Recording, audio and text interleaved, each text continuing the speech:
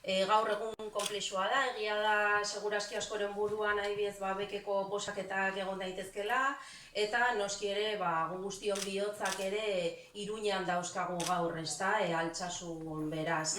Bilbotarrontzako ere munduko arrosak aitzaki ederra geneukan akaso kale egiteko, baina dudarik ez izan gero eguerdian hemen ere konpainia ederrean bazkaltzeko aukera izango dugula. Como veis, la de hoy no es una asamblea convencional, y no solo porque, como decía María, tenga nombre a diferencia de las anteriores, Eraiki, construir, o porque hayamos puesto este atril junto a la mesa, o hayamos dado incluso una capa de barniz a nuestro logo para actualizarlo. Este año, concretamente el próximo 13 de diciembre, se cumplen 10 años del nacimiento de Alternativa. Decíamos entonces que nacíamos como una herramienta al servicio del conjunto de las gentes de izquierda de Euskal Herria para la recomposición de la izquierda vasca en claves de lucha, de ética y de valores. Nos alegra afirmar que a día de hoy seguimos aspirando de igual forma a ser una herramienta al servicio de las clases populares de este país.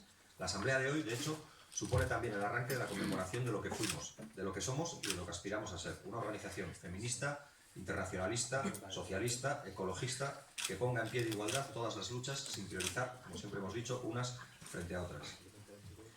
Oskarrek nik ez bezala, lehen pertsonan hitz egin dezake duela 10 urteko batzar horretaz, ezta?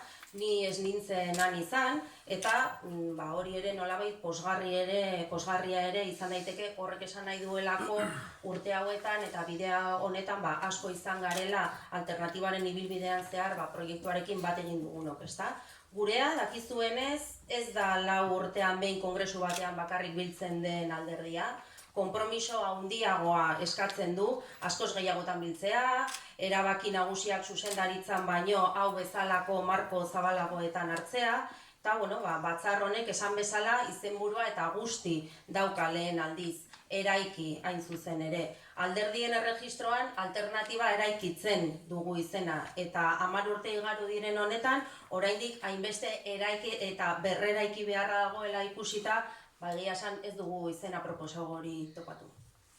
Como dice Alba, muchas y muchos de los que hoy estáis aquí habéis ido llegando a Alternativa a lo largo de estos años, la mayoría de forma individual, y desde luego cada grano de arena, por pequeño que parezca, sirve en conjunto para construir sólidos muros de resistencia frente a las injusticias y la represión.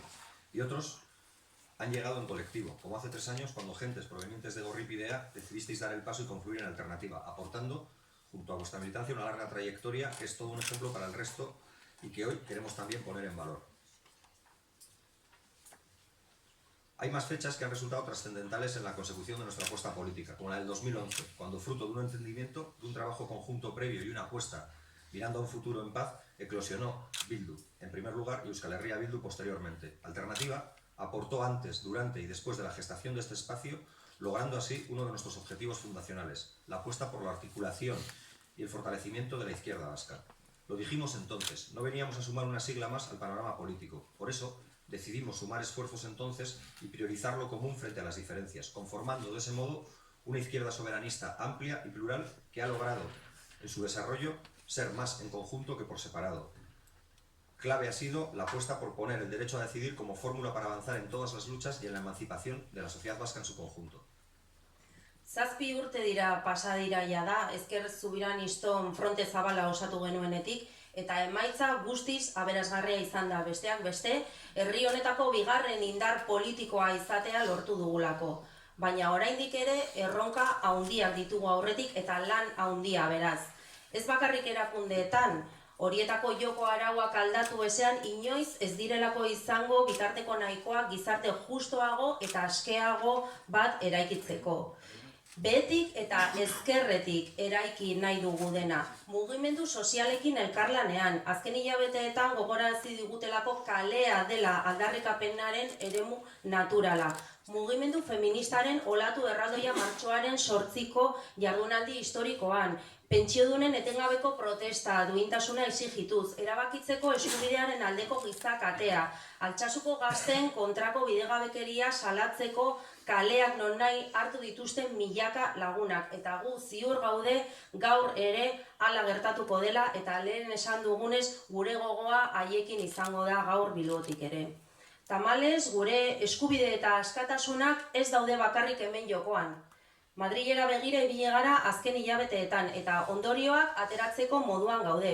Gobernuak alda daitezke, baina aldarazi nahi ditugun politikak hortxe diraute. 78ko erregimena kulunkatu da, baina bakarrik bere burua berrantolatzeko. Izan ere, sistemak irriste egin dezake, baina nekez eroriko da.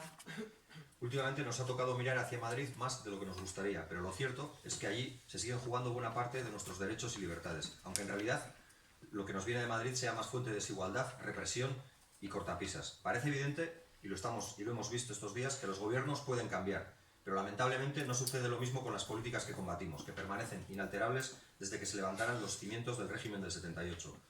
Siguen en pie sus columnas, el mismo modelo productivo, la misma dictadura bancaria, la misma legislación laboral que aplauden las patronales, el mismo desmán inmobiliario, los mismos beneficios obscenos de las eléctricas y grandes empresas, las mismas puertas giratorias, la misma corona heredada del franquismo. La cuestión, por tanto, aquí no es quién gana la partida entre PP y PSOE. El problema es un tablero de juego trampeado y trucado para que todo cambie sin cambiar nada.